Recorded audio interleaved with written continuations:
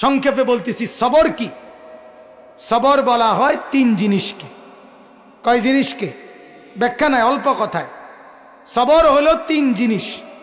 এক, আসসাবরু আলা তাআ, আল্লাহ তাআলার ইবাদত এবং বন্দিগির উপরে সবর করা। মানে পৃথিবীর যত কিছু হোক, দুনিয়া উল্টে যাক, আমি আল্লাহ তাআলার ইবাদত ছাড়ব না। এটা সবর, এটা ধৈর্য, এটা ধৈর্য। আমি সবর করব। প্রচন্ড শীত, কনকনে ঠান্ডা, আমি ফজরের নামাজ পড়বই, আমি মসজিদে যাবই, আমি যাবই, আমি জামাত পড়বই। আমার শায়েখ আল্লামা মুফতি মুশতাকুন নবী সাহেব বহু সময় আমারে বলছে, হযরত, যে মাওলানা, মাহফিলে রওনা দেওয়ার সময় নামাজের ওয়াক্ত হইলে জামাত সাথে সাথে পড়ে নিবেন। 2-4 মিনিট মাহফিলের টাইম দেরি হইল তেমন উল্লেখযোগ্য কোনো ক্ষতি হবে না, কিন্তু চেষ্টা করবেন জামাত যেন না ছোটে। আমি নিজে শুনছি হযরত বহুবার দোয়া করতেন, করে, আল্লাহ জিন্দেগীর শেষ নামাজটাও দাঁড়িয়ে মসজিদে জামাতের সাথে পড়ার তৌফিক দান করে। এটা সবর, ইবাদতের উপরে টিকে থাকা। আমি গতকালকে সন্দ্বীপ গেছিলাম, সন্দ্বীপ, চট্টগ্রাম। চতুর্দিকে বঙ্গোপসাগরের মাঝখানে এই দ্বীপ, স্পিড বোট দিয়ে যাইতে হয় উত্তাল ঢেউয়ের মধ্যে। 2 দিন ছিলাম আমি ওইখানে। আমি একজন, গতকাল যেই মাদ্রাসার মাহফিলে গেছি, ওই মাদ্রাসার মোহতামিম সাহেব, না হইলেও 100 বছরের উপরে বয়স, বুড়া মানুষ। আজীব এক জিনিস দেখছি আমি, ওনারে দেখছি আমি 2 বারই। উনি নামাজে সারাক্ষণই চেয়ারে বসে থাকে। নামাজের টাইমে দেখলাম উনি দাঁড়াইছে, দাঁড়াইয়া নামাজ নিয়ত বাঁধছে ইমাম সাহেবের পিছনে। মনে 4-5 মিনিট পরে বা 5-7 মিনিট পরে উনি বসে গেছে, নিচে মাটিতে বসছে আর কি, বসে বাকি নামাজ পড়ছে।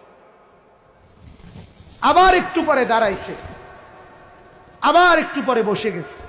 এমনি এমনি নামাজ শেষ করে। তখন আমি বয়ানে বললাম, আমার বুঝে আসছে আল্লাহর এই বান্দা আল্লাহকে বলছে, মাওলা, নামাজে দাঁড়ানো যে ফরজ, আমি আমার সাধ্যটুকু দিয়ে দাঁড়াইছি, আমি যখন আর পারছি না তখন তোমার জমিনে বসে গেছি।